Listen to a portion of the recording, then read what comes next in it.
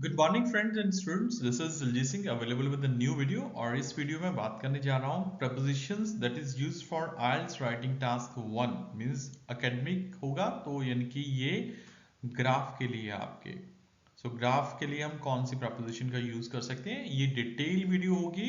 तकरीबन ये 30-40 मिनट्स चलेगी, तो बहुत ध्यान से देखना। रीजन बीइंग कि ये एक बार आपने वीडियो देख ली ना, पक्का आपकी कंसेप्ट क्लियर हो जाएंगे। प्रपोजिशंस कैसे इंसर्ट करने आपने टास्क वन में, यानी कि टास्क वन में आपने कैसे प्रपोजिशंस, करेक्ट प्रपोजिशन का यूज लगाना है, एग्जाम्पल होगी। और साथ में मैं आपको इसका स्ट्रक्चर भी बताऊंगा। चलिए आइए देखते हैं क्या है इस नेक्स्ट स्लाइड में। Being able to use preposition correctly is an important part of writing task one of academic version of IELTS exam। देखो, जब मैं बोल रहा हूँ ना being able to use preposition correctly, तो हो सकता है कि लाइक आप लोगों को काफी हद तक प्रपोजिशंस बहुत अच्छे से आती है, बट यहाँ पर हम बात करें टास्क वन में कैसे इंसर्ट करनी है। In this presentation you are going to learn what to use, when to use at, on, in, by, to and other preposition। मैंने इस पर फोकस क्यों किया, because these are the most important and most common form of prepositions. बाकी मैं और भी propositions की बात करूंगा, फिलहाल अभी तक के लिए इतना ही। नेक्स्ट, यूजेस ऑफ बाय, जैसे कि मैंने लास्ट स्लाइड में बताया, of and in task one, कहां पर ये तीनों यूज होते हैं। In the majority of task one question for the academic modules, again academic modules की जब मैं बात करूंगा तो ग्राफ ही आएंगे। You need to describe data using different prepositions. Data means आपको एक विजुअल पिक्चर्स दी गई होगी, जिसको आपने सेंटेंस में, पैराग्राफ में लिखना है। तो मोस्ट कॉमन प्रपोजिशन जो हमारे पास है, by, of and in. Use by after a verb, verb के बाद आपको बाय का यूज करना है, जैसे कि इंक्रीज्ड बाय, डिक्रीज्ड बाय।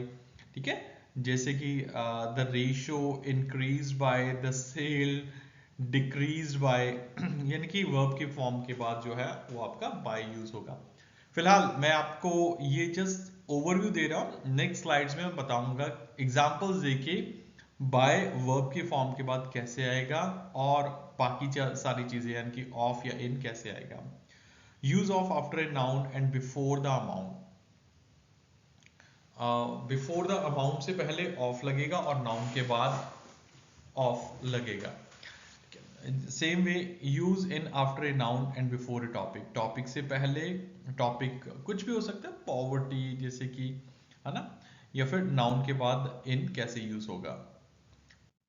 जैसे use by after verb, verb plus by plus number of percentage, numbers और परसेंटेज, जैसे कि गॉन अप बाय 30,000 और 100%।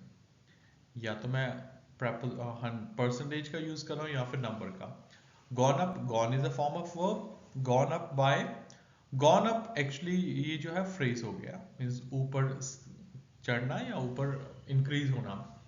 बाय 30,000 या फिर gone up by 100%। Increase by same आप लगा सकते हो, जैसे कि सपोज 20,000 में बोल सकता हूं इंक्रीज अप बाय टू, चलो 200, डिक्लाइन बाय 30%। तो जहां पर मैं वर्ब की फॉर्म के बाद यूज कर रहा हूं बाय, तो वहां उसके बाद में डेटा ही आएगा। Reduce by, again fallen bye या ड्रॉप बाय और बाय। अच्छा, आप प्रपोजिशन के साथ इसमें वर्ड्स भी देख रहे हो, increase by, decline bye, increase, gone up. देखो, इंक्रीज और गोन अप में बेसिकली डिफरेंस क्या है। जो इंक्रीज है वो एक फॉर्मल वोकैबुलरी का वर्ड है, और जो कि गॉन अप है वो इनफॉर्मल है। देखो, अभी क्या है कि अगर आप गॉन अप यूज कर रहे हो तो ठीक है, आपको अच्छे स्कोर मिल जाएंगे, बट लेक्सिकल रिसोर्सेज में आपको अच्छे स्कोर तभी मिलेंगे अगर आप अकेडमिक वोकैबुलरी यूज करोगे। Increase by, decline by, reduce by, fallen by, same way fallen is a informal word, instead of this you must use reduced और डिक्लाइन। तो ये हो गया प्रपोजिशंस बाय वर्ब की फॉर्म के बाद। Next by after verbs means by जो है आफ्टर वर्ब्स भी लगता है, यूज होता है, जैसे मैंने आपको पहले बताया था। The revenue has gone up by 30% in 2011 and inflation has risen by 5%। एक चीज और है, जब मैं इंक्रीज की बात कर रहा हूं गॉन अप, तो ये अप यूज हो रहा है प्रपोजिशन साथ में। एक्चुअली काफी बार स्टूडेंट्स को इस चीज की मिसकंसेप्शन हो जाती है, यार दोनों ही अप और बाय दोनों ही प्रपोजिशंस है, ये they both are preposition, but ये गॉन के साथ अप लगा है तो ये एक अलग से फ्रेज बन जाता है। तो phrase is a combination of verb plus preposition. तो उसके बाद बाय हम इसलिए लगा रहे हैं क्योंकि हमें कोई ना कोई डेटा प्रेजेंट करना है। जब हम डेटा प्रेजेंट कर रहे हैं तो ऑफ कोर्स हमें प्रपोजिशन चाहिए कोई ना कोई। इन्फ्लेशन यानी कि महंगाई has risen by 5%। It was 10% before, now it is 15%। हाँ एक चीज और है, जब मैंने बात की है रीजन बाय 5%, 5% बढ़ गई है, यानी कि पहले मैं अभी डेटा नहीं ले रहा हूं, मैं सिर्फ वेरिएशंस की बात कर रहा हूं। मीन्स टू से दैट कि फॉर एग्जांपल कि अगर मैं यहाँ पर आपको एक रफली ग्राफ ड्रॉ करके बताऊं, जिसमें कि मेरे पास पॉवर्टी की बात करूं, पहले मेरे पास जो पॉवर्टी थी वो अप्रॉक्सीमेटली 5%, सॉरी अप्रॉक्सीमेटली 10% थी, अब ये बढ़ के 15% हो गई है। तो जो मैं यहाँ पर डिफरेंस ले रहा हूँ वो मैं बता रहा हूँ इंक्रीज रीजन अप बाय। तो ये जो है ये 5% है। इस चीज का ध्यान रखना है कि आप प्रपोजिशन बहुत ध्यान से लगाओ। अगर आप रीजन अप 5% लगाओगे इसका मतलब कि 5% इंक्रीज हुई है। अगर दूसरे केस में अगर मैं बोलूं कि like it was 10%, now it has become 15%, जब मैं एक्चुअल डेटा बताने जा रहा हूं तो मैं 15% ही बताऊंगा यहाँ पर। नेक्स्ट है हमारे पास prepositions of, use of after a noun. जैसे कि मैंने अपनी थर्ड स्लाइड में बताया था, after a noun and before the amount, amount से पहले और नाउन के बाद। We use a noun describing a change or the result of a change, plus of plus a number of number showing the size of the change। तो यहाँ पर ये चीज का ध्यान रखो, आपको चेंज बतानी है, फिर ऑफ, फिर अ नंबर ऑफ। जैसे कि रिडक्शन ऑफ, यहाँ पर जो ये रिडक्शन है ये एक नाउन का रोल प्ले कर रहा है। रिडक्शन के बाद प्लस ऑफ, फिर उसके बाद जो है वो अमाउंट यानी कि 20% या 30,000 यूनिट्स लगा हुआ है। Same way drop of data, कुछ भी जैसे कि 10% या 100 लिख सकता हूं मैं, ठीक है, 100 किलोग्राम ऐसे करके। सो fall of, increase of, decline of, a peak of. तो यहां पर हम इसे ऐसे यूज कर सकते हैं नाउन के तौर पर। नाउन के बाद ऑफ, फिर वर्ब, फिर जो है वो जो डेटा चाहिए होगा हमें। Of after a noun before the amount, the statistics show a reduction of 20%। जैसे कि मैंने लास्ट में बताया, a reduction is a noun, then of, then जो है वो आपका डेटा मेंशन हुआ है 20% in energy cost as a result of the government's new measures. The radio station experienced a fall again noun है एक, then of, then 36,000 listeners to a total audience of 2.1 million. Same way, demand reached a peak of 45,000 in early March. Again, a peak, a peak is a noun, then of, then data mention किया गया है। तो इन चीजों का ध्यान रखना है आपको, ऑफ और उसके बाद नाउन, सॉरी नाउन के बाद ऑफ, फिर आपको कोई डेटा प्रेजेंट करना है। नेक्स्ट है use in after a noun. After a noun मतलब कि इनका यूज नाउन के बाद एंड बिफोर ए टॉपिक। जॉन सा भी टॉपिक दिया होगा उससे पहले, and after a noun, noun के बाद।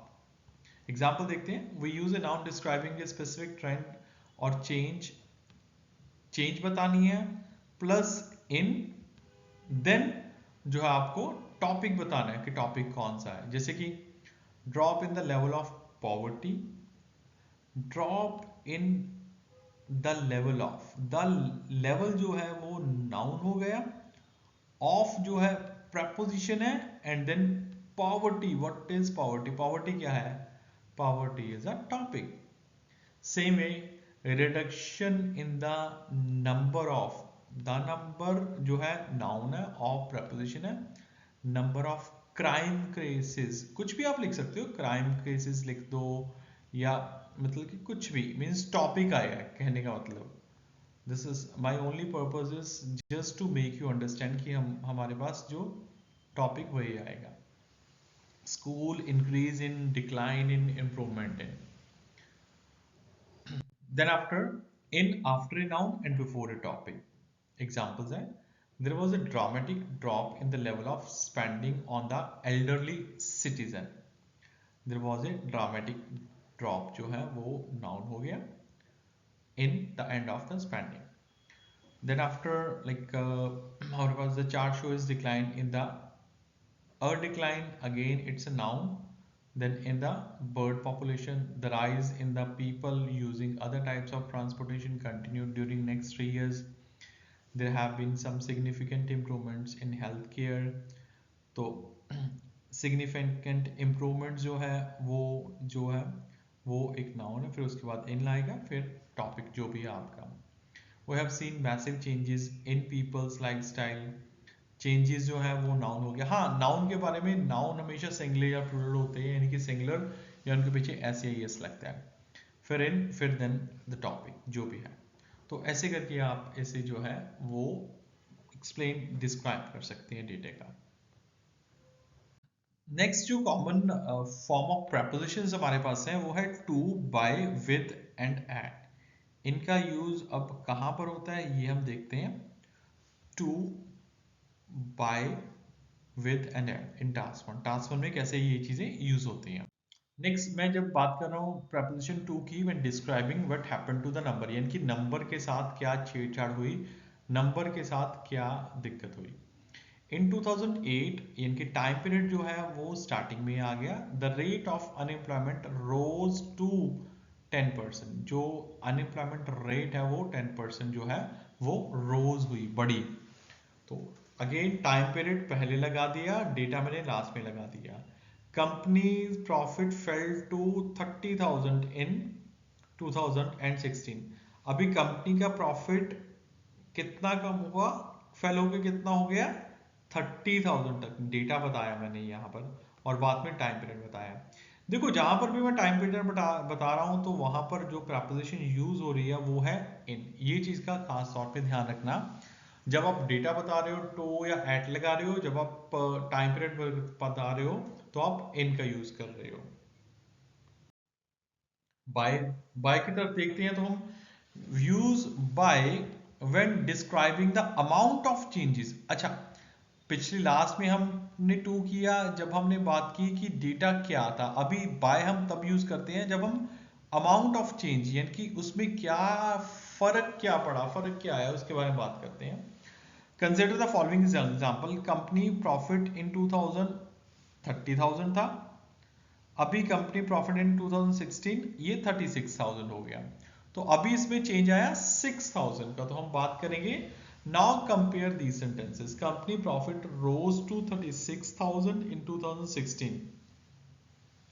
या तो हम ऐसे लिख सकते हैं, अगर हम ऐसे लिखेंगे एग्जिस्टिंग डेटा बताएंगे जो कि 36,000 है, तो हम प्रपोजिशन कौन सी यूज करेंगे, to. But on the other hand, when we talk about the difference, we use a preposition by. जैसे कि कंपनीज प्रॉफिट रोज बाय 6,000, यानी कि जो कंपनी का प्रॉफिट है वो 6,000 के करीब बढ़ा. ठीक है. तो जब हम बात करेंगे, हम प्रपोजिशन टू तभी लगाएंगे जब हम डेटा बता रहे हैं जो एग्जिस्ट कर रहा है, और जब डेटा इंप्रूव हुआ यानी कि डिफरेंस हुआ तो उसमें हम बाय का यूज करेंगे. Some example, with verb fell. Consider following example, company profit in 2015 36,000 था, कंपनी प्रॉफिट इन 2016 सॉरी 15 में 36,000 था और 16 में ये 30,000 रह गया। तो यहाँ पर 6K का जो है वो नुकसान हुआ, फेल हुआ। पहले राइज हुआ था, अभी नुकसान हुआ है। Now compare these sentences, companies profit fell to 30,000 in 60, यानी कि कम होके फेल टू। अगेन मैं रिपीट कर रहा हूं, फेल के बाद टू हमने इसलिए लगाया क्योंकि हम डेटा बता रहे हैं जो एग्जिस्ट कर रहा है। अगर मैं चेंज की बात करूंगा तो ये बनेगा company fell profit fell by 6,000, यानी कि कितना, बाय 6,000 बढ़ा जो है, सॉरी कम हुआ, फेल है तो कम हुआ। टू एंड बाय प्रपोजिशन ध्यान से यूज करना इसका।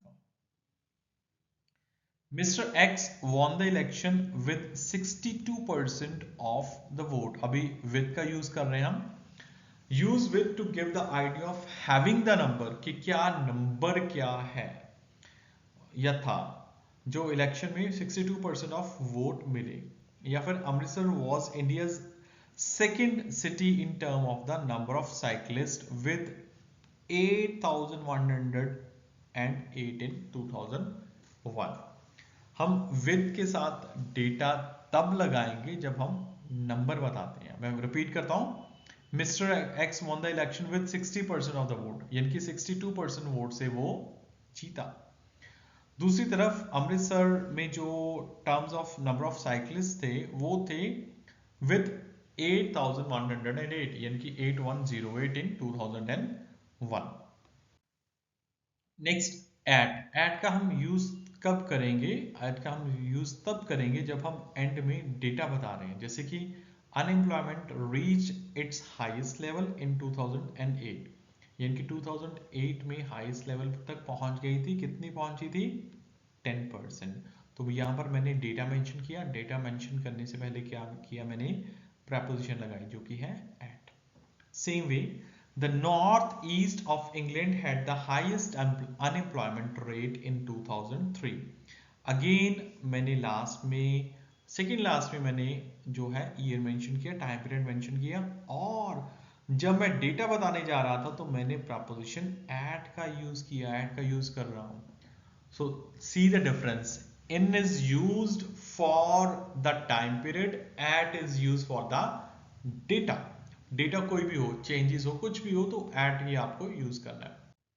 Next, more example of at and well. Petrol prices were particularly high in January at, जो भी है ये मींस 130 पाउंड्स पर 1.30 पाउंड्स पर लीटर। तो यहां पर एट लगाया डेटा से पहले। Petrol prices were particularly high in January with a liter costing 1.30 pound.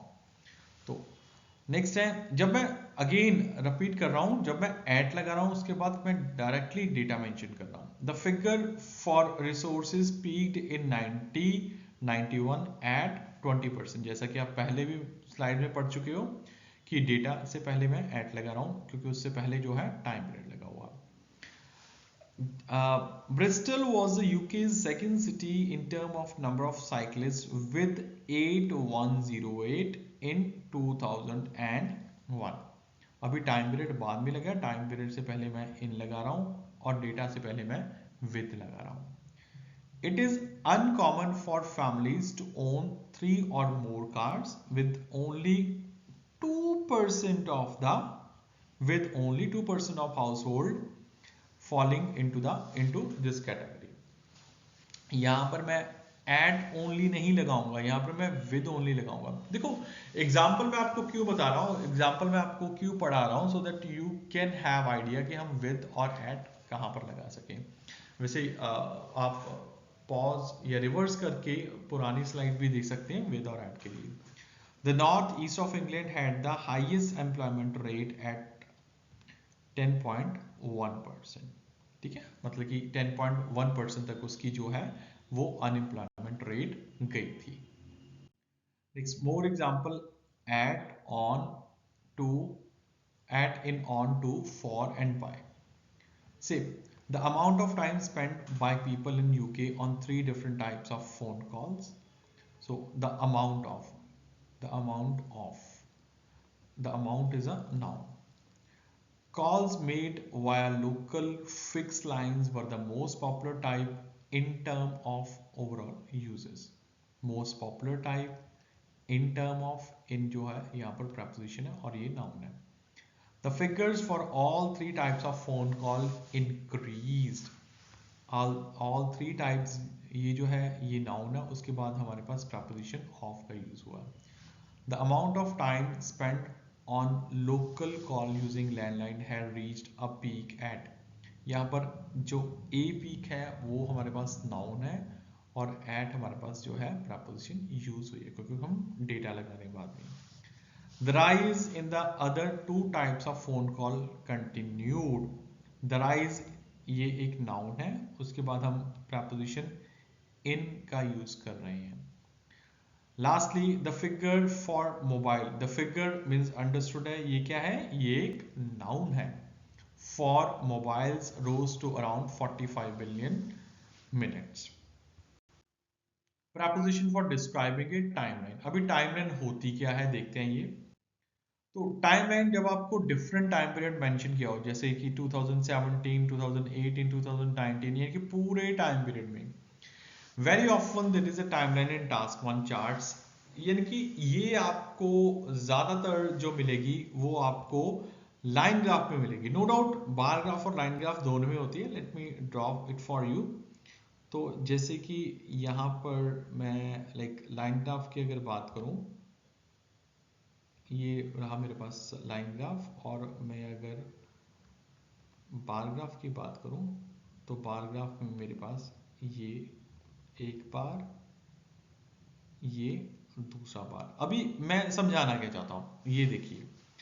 अगर यहां पर स्टार्टिंग टाइम पीरियड जो मेरे पास था 2017 था और ये टाइम पीरियड जो मेरे पास है वो लास्ट में है वो 2019 है, और लाइन ग्राफ में मैं ये मेंशन कर सकता हूं, ये एग्जैक्टली बता सकता हूं कि 2018 में डाटा क्या रहा था.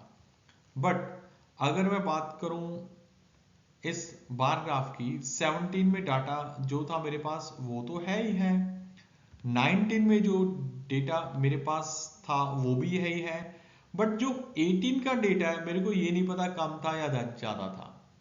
तो इसलिए ये वेरी ऑफन यूज होता है लाइन ग्राफ में, बट ऐसा नहीं है कि ये आप बार ग्राफ में नहीं यूज कर सकते हो, बार ग्राफ में भी यूज होगा. Very often there is a timeline in task one charts and your task is to include this in your reply.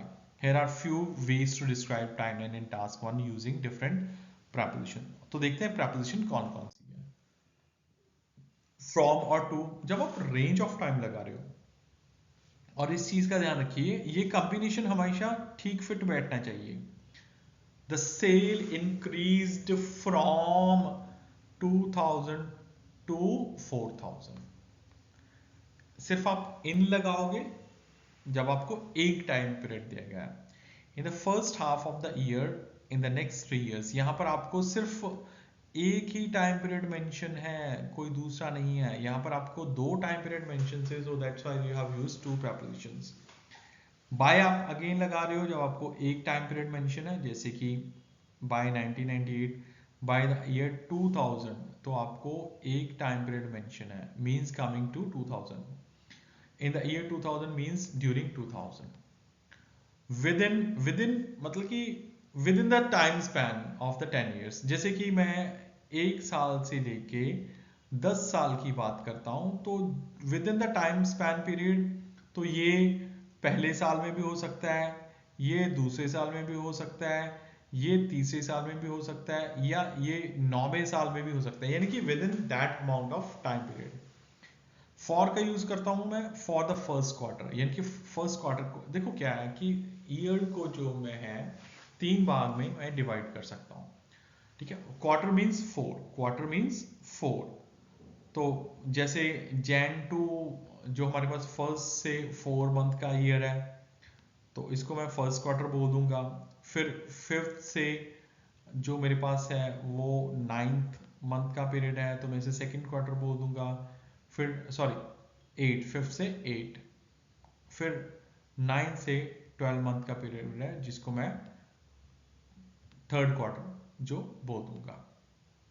और after after 2012 means of course यानी कि 2012 के बाद बिटवीन 1965 टू 1969, जब मैं यहाँ पर बिटवीन यूज कर रहा हूँ 1965 टू 1969, वैसे बिटवीन में आप बेटर है यूज करो एंड का बजाय कि टू, बिटवीन में एंड यूज करो, between and between 1990 1980 and 1990, throughout पूरे period, throughout the period, इस पूरे पीरियड के दौरान, इस पूरे पीरियड के दौरान तो मैं थ्रू आउट का यूज करूंगा। Next, over refers to the entire period. हाँ, over refers to the entire period, period used for period of time something happening continuously in a longer rather than a specific time, यानी कि एक point को, एक time को छोड़ के जब पूरा टाइम कोई चीज होती रही। During refers more to one particular moment, not necessarily the whole period. ऐसा नहीं है कि पूरा साल ही, पूरे ड्यूरेशन के दौरान ही ये सब कुछ हुआ हो, बट हाँ 1 2 3 4 बार हुआ होगा। एनी हाउ, मैं देखता हूं example. During the weekend, weekend अभी वीकेंड की बात करूं, वीकेंड माने सैटरडे एंड संडे, यानी कि सैटरडे और संडे दोनों टाइम पीरियड के लिए। ड्यूरिंग 2000 एंड 2010, यानी कि 2002 से 2010 के बीच में। During the period shown over the next 10 year period, यानी कि ओवर द अगले 10 साल। हो सकता है कि ये जो काम मतलब कि मीन सपोज अगर मैं एग्जांपल लूं, the price of petrol would rise over the next 10 years, तो ये मतलब कि नेक्स्ट ईयर, जैसे कि आज 2024 चल रहा है, 2025 में ऐसा हो, फिर 2029 में सॉरी 2029 में ऐसा हो, या 2031 में ऐसा हो। बट जब मैं ड्यूरिंग की बात करूंगा तो ड्यूरिंग में लाइक ये चीज कंटिन्यूसली होती है, जैसे कि आप एग्जांपल के साथ भी नेक्स्ट देखोगे। Over A time span of 3 years, 3 years के टाइम स्पैन को लेकर। So that's the end of the video. उम्मीद है ये काफी आपके लिए हेल्पफुल रही होगी। तो अगर आपको कुछ और वीडियोस या अपनी डिमांड पे वीडियो चाहते हो that's related to IELTS, PTE और टॉफल और any kind of other exam, you can contact me on the given number. Yes, हमारी जो क्लासेस ऑफलाइन है वो लगातार चलती रहती हैं। दैट इज 120 फीट रोड, भैया मंडी चौक, बस्ती गुजान जलंधर में, and you can even contact me on the given phone number. Thanks you. तो मिलते हैं बहुत ही जल्द नई वीडियो के साथ।